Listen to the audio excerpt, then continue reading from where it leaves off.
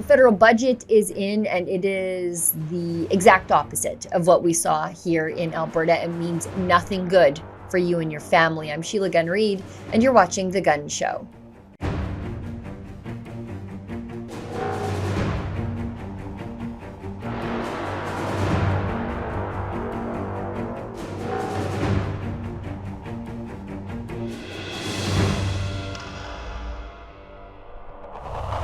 April 1st, Canadians woke up to being the butt of the federal government's joke when the carbon tax jumped up to $65 a ton.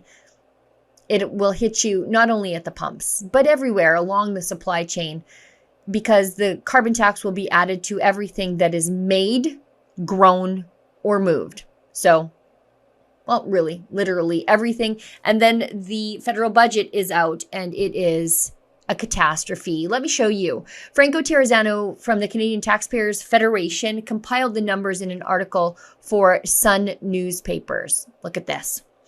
In 2022, spending was $470 billion. In 2023, it will be $491 billion.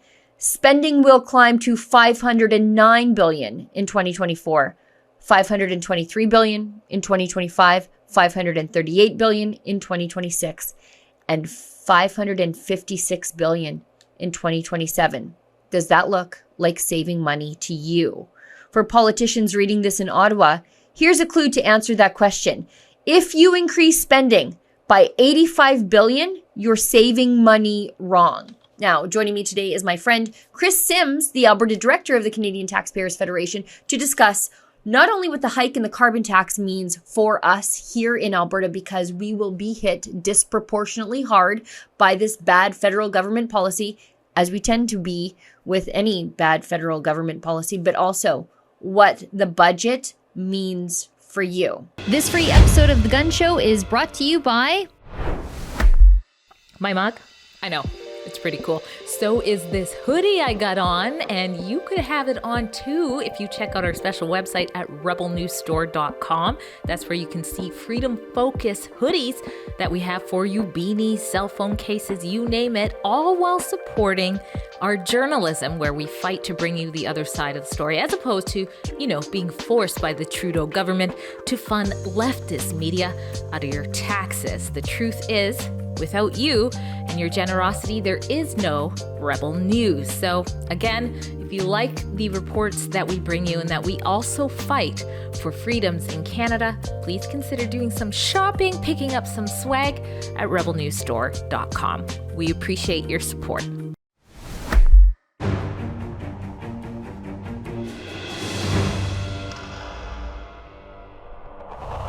So joining me now is good friend of the show and my good friend, Kris Sims from the Canadian Taxpayers Federation. And I wanted to have Kris on because, well, she's great. And the time together just sort of flies by, hardly feels like work.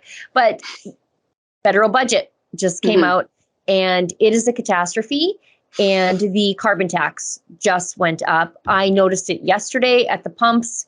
I'm paying $1.40 a liter here in Alberta, where we make the fuel. It happened immediately. And yet the federal government, they've been telling us all along in their Ponzi scheme speak that they charge us more for stuff, but we'll get more money back. None of it makes any sense. Kris, break it down for us. It doesn't make sense because they're not telling the truth. They're just straight up not telling you the truth. So number one, it defies common sense to think that we could give the government money and have them give us more back without us paying for it. The government does not have magical money trees or sources of income, okay? This is not an investment. They do not have a wealth generating machine under center block, okay? That's not why they're digging that big hole. So it's just on the surface of it, they think we're stupid. They think that we'll just believe that.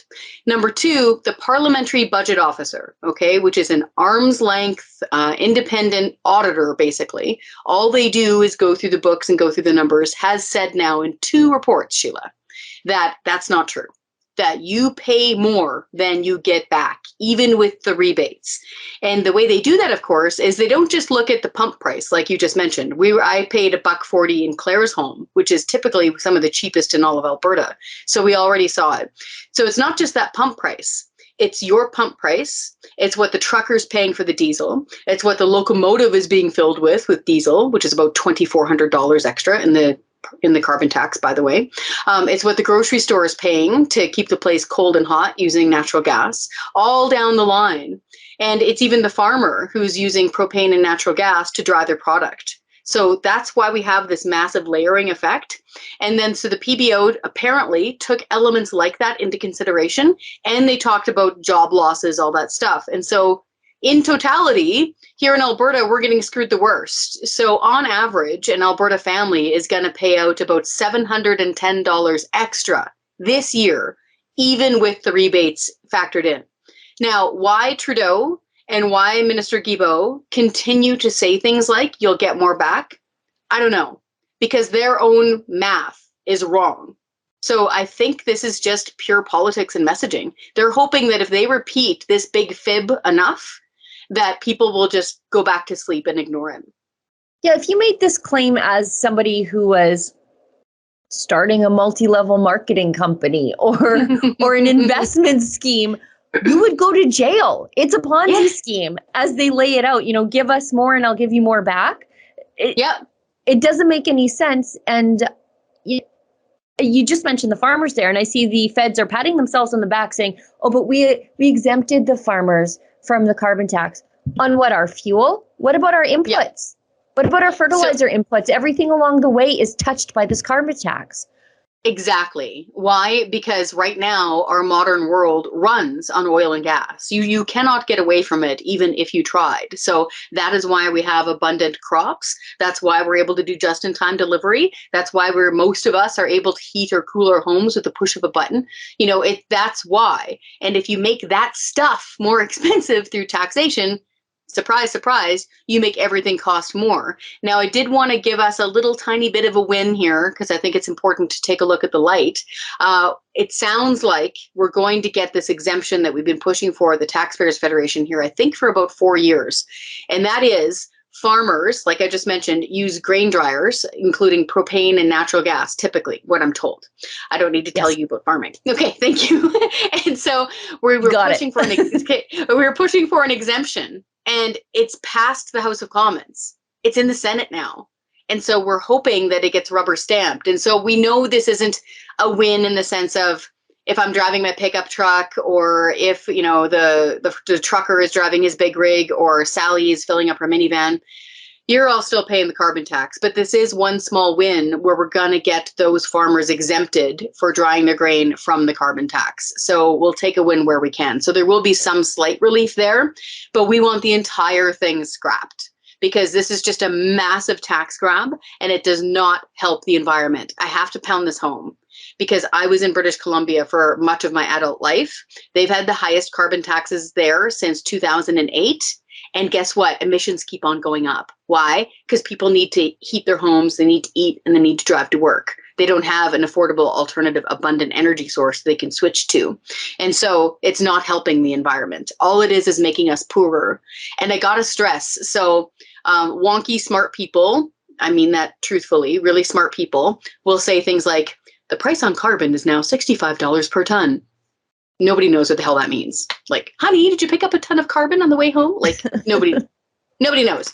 But if you tell them that it's 14 cents a liter of gas and 17 cents a liter of diesel, and if you do the quick math, that's $15 for your average pickup truck, like a gas, like a 1500.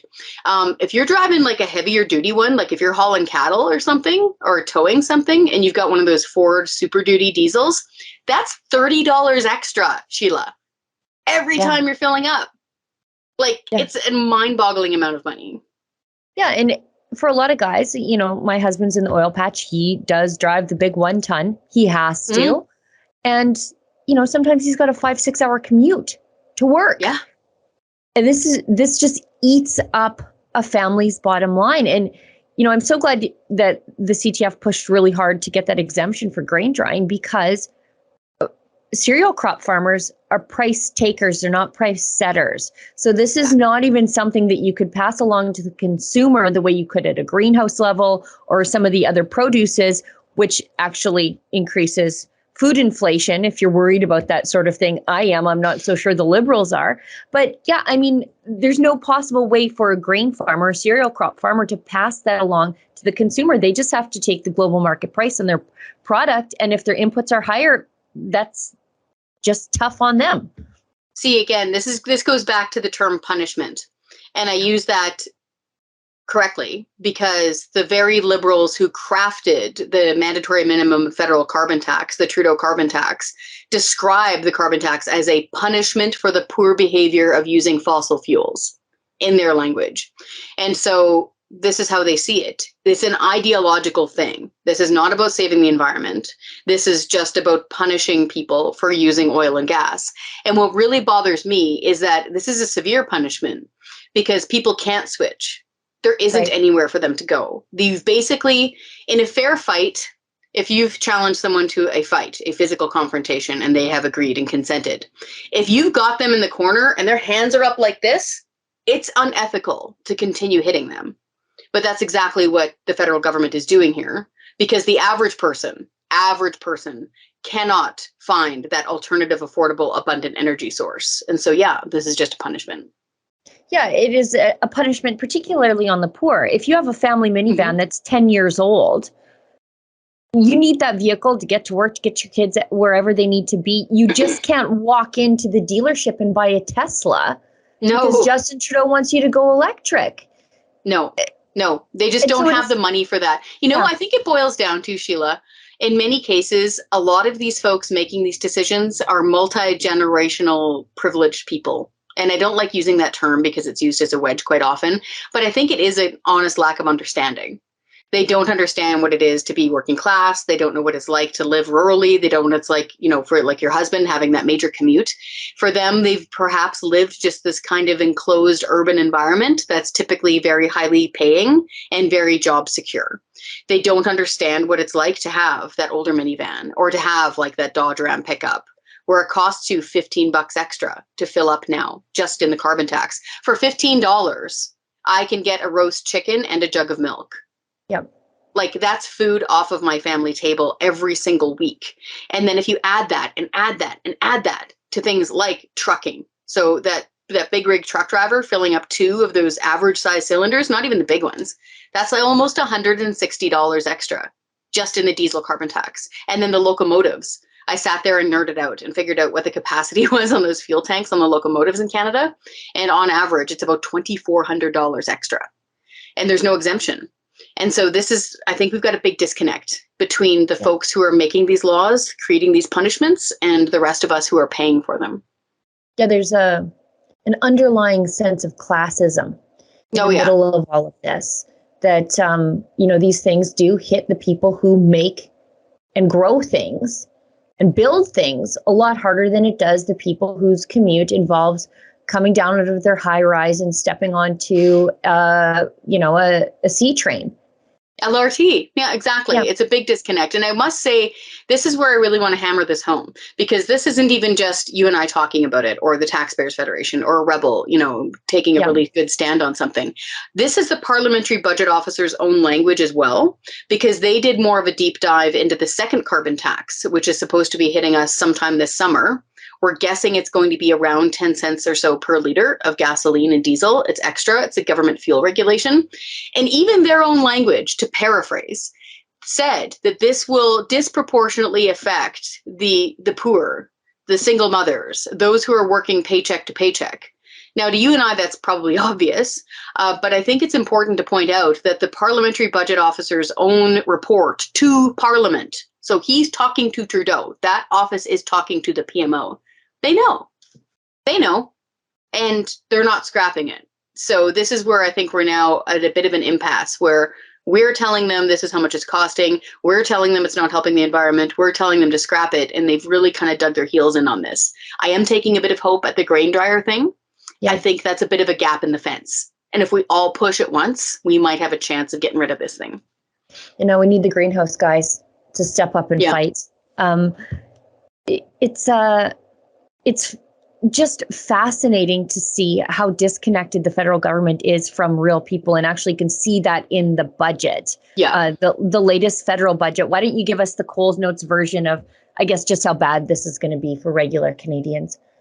It's awful. My friend Franco Terrazzano, our federal director, he was in the lockup. You can go to our website, taxpayer.com, for free and take a look at all of our news releases and our articles there. Top line, they're spending an extra $85 billion between 2022 and 2027. That's increased spending. A stat I saw, I think this is accurate. The Trudeau government itself, as an administration, has added something like 30,000 people to the ranks of the federal bureaucrats. And so again, $85 billion increase in spending over the next 5 years. It's just mind-blowing. We don't have the money for this. They need to be balancing the budget. And they don't even seem to understand that they need to balance the budget. It's not like they're like, okay, in 2 years' time, we're going to be able to come out of COVID and blah, blah, blah, and we'll eventually get there. No, that's not even on the horizon anymore. They're not talking about balancing the budget anymore. And the reason why this is so alarming, it isn't just because it defies common sense, because, most households, a lot of them are failing right now because they're underwater, but most of them try to balance their budget, or they know that it's something they ought to try to do if they can. This isn't even connecting on this level anymore at the federal government level. And the reason why that's important is, one, it increases the debt. Okay, so we're more than $1 trillion in debt right now. That means that our interest payments, I think right now, as a line item, I think the interest payments are either about or a little bit more than our spending at the Department of National Defense. Like, it's crazy amount of money. $1 trillion is what we are in debt. If you started counting right now, Sheila, it would take you 30,000 years to count to 1 trillion. That's how much debt we're in. And so it causes this interest payment that we all need to pay for as taxpayers. And what it also does is it also encourages the central bank, Bank of Canada, to print up more money, right? Which is then used to buy government bonds. This is the connection between deficit spending and money printing and interest rates. And so this was all very carefully explained by very smart economists to Trudeau and his team years ago. And he wants to be forgiven for not thinking about monetary policy. But unfortunately, we're the ones, taxpayers, average working people, people on fixed income, we're the ones who are going to bear the brunt of this. This is totally fiscally irresponsible. We don't care what party it is. If the Conservatives were pulling this nonsense, we would be chewing their leg off too. This is completely irresponsible, and we're going to all have to pay for it. Our main concern overarching is that there just isn't even the awareness. Like if they were saying things like, we're going to balance it, or we're working hard, or something like that, we're going to reduce it, then we could at least take some hope that they're going to wise up and sober up and like put the keg down. That's not even in the language, unfortunately. So I was looking at Franco's Twitter account, and he notes that taxpayers paid 31% more for bureaucracy over 2 years. So this is not over like a 10-year time span where you would expect that sort of rapid rise, but just 2 years. The average compensation for a government bureaucrat is $125,300 all in. So that includes their out of control benefits. And then we've got a government union that demands even more, could cost the taxpayer up to $16 billion over the course of just 2 years, while the people who pay these salaries are just struggling to get by. Yeah, this is really the tale of two pandemics, as Franco has put it many times and very well. I can't stand it when politicians and bureaucrats will say something to the effect of, well, we're all in the same boat. No, we're not. We're all in the same storm, but those folks in the bureaucracy and in government jobs are typically in big taxpayer-funded yachts, and the rest of us are kind of treading water. We're hanging on to the garbage in the ocean that they're throwing overboard. Flotsam and jetsam. She won't even scooch over so we can float on the door with her. Yeah, it's a problem. And so this is where it gets really frustrating, because we're paying their salaries and they just keep on demanding more. And the reason why those costs went up is because apparently over the last 6 years or so, Prime Minister Trudeau has added about 30,000 people to the payroll. Like, it's an astonishing number. That's the population of Courtney. in Vancouver Island. Imagine all of those people now being added to the ranks of the so-called public service. And we're all paying for it. And unfortunately, it's going to get worse. A lot of the government employee unions are demanding crazy high salary and wage increases. In some cases, 14% per year for 3 years. Like, we had to check that 6 times because we thought it was a typo. No.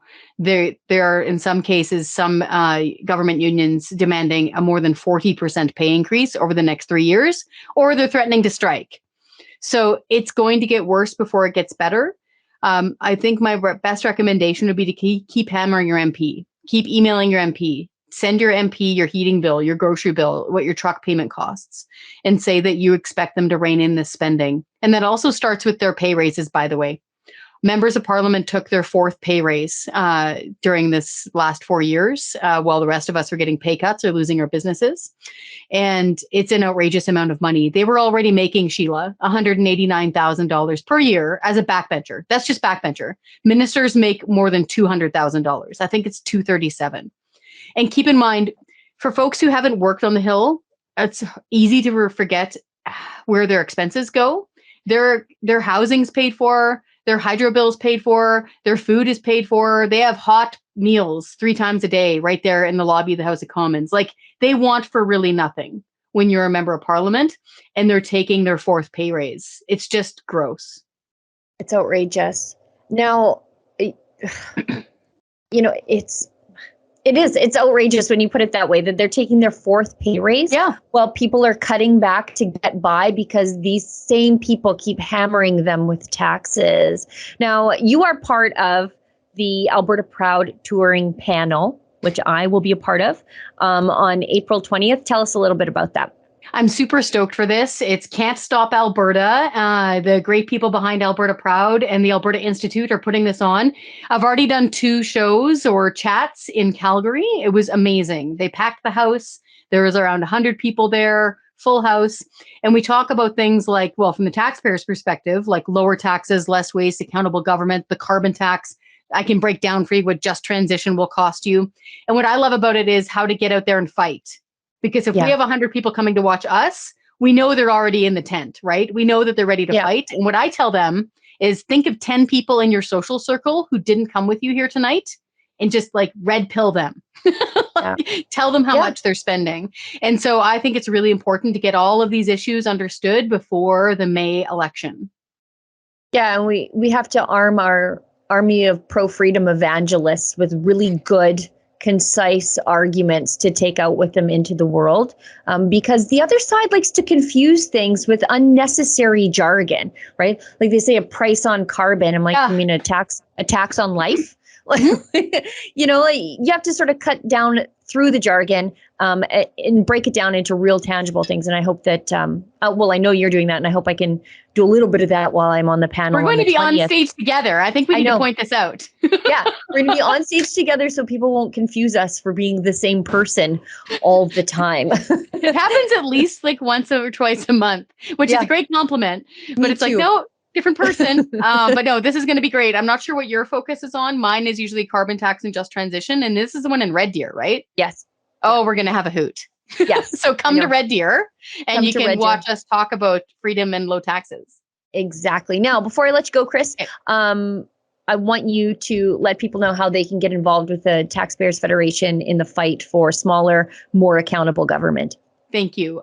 So if you go to taxpayer.com, click on the petitions tab.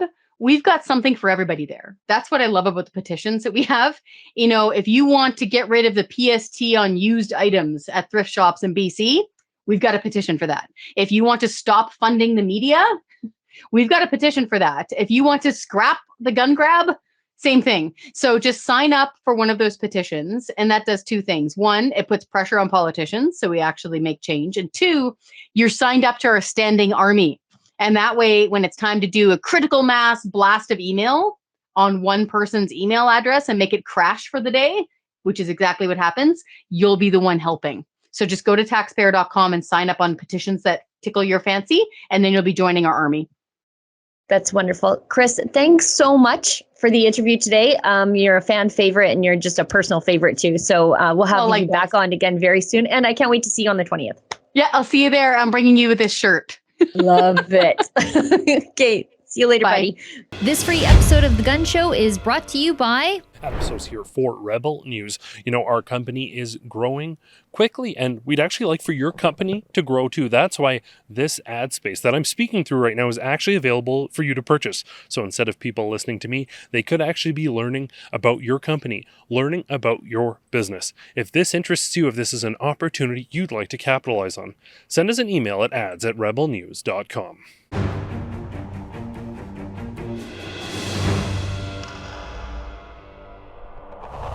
Well, friends, we've come to the portion of the show where we invite your viewer feedback, unlike the mainstream media. And I know I say this every single week, but I actually care about what you think about the work that we're doing here at Rebel News. And so this is why I give out my email address right now. It's Sheila@rebelnews.com. If you have a question, a comment, a criticism, send it to me. It might just get read on air. And today's viewer feedback is indeed a criticism, but like I said, I welcome it. I want to know what you think. This comes from Ken, who writes to me, "Hello, Sheila. I want to begin by saying that you are great and I appreciate you as a journalist so much." I feel like this is a criticism being stuffed into a compliment sandwich. It's good management style, by the way. Anyways, let's keep going. "I especially love that you are open about your faith in our great God. I am a born-again evangelical missionary pastor in Nipawin, Saskatchewan." That's so fun to say. "My wife and I have been in ministry for over 35 years, and I have had to learn a lot the hard way. Here is why I'm getting in touch with you. I hope that you can take some constructive criticism as a believer. I see that at times you correct others, and that is needed. I'm not trying to come across as above anyone. In fact, humility is the only way to succeed in his kingdom. At times, even while giving glory to God, you let cuss words fly. It's true, I do. It's true. I struggle with it. I do my best. I try not to use the Lord's name in vain. That was something that was very offensive to my mom. But like all of us, I'm a deeply flawed individual, and I am not always the best at times." Ken goes on, "There, I said it. This subtracts so much credibility to us who believe and stand for the Lord. As I have said, I appreciate so much when I hear your faith come out, even with tears at times, that you are unashamed of him. Please hear me, because so many who need him hear you too. They say that free advice is worth what you pay for it. The ball is in your court. In his wonderful care. Sincerely, Ken Matthews."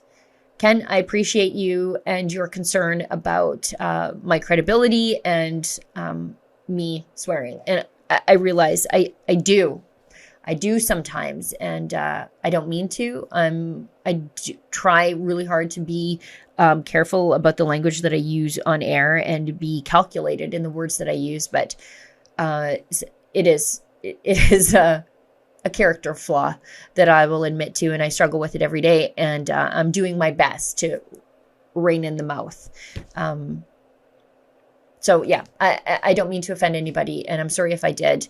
And I appreciate your care and concern for me. And I wish you and your wife the very best in your ministry, literally doing the Lord's work. Well, everybody, that's the show for tonight. Thank you so much for tuning in. I'll see everybody back here in the same time, in the same place next week. And remember, don't let the government tell you that you've had too much to think.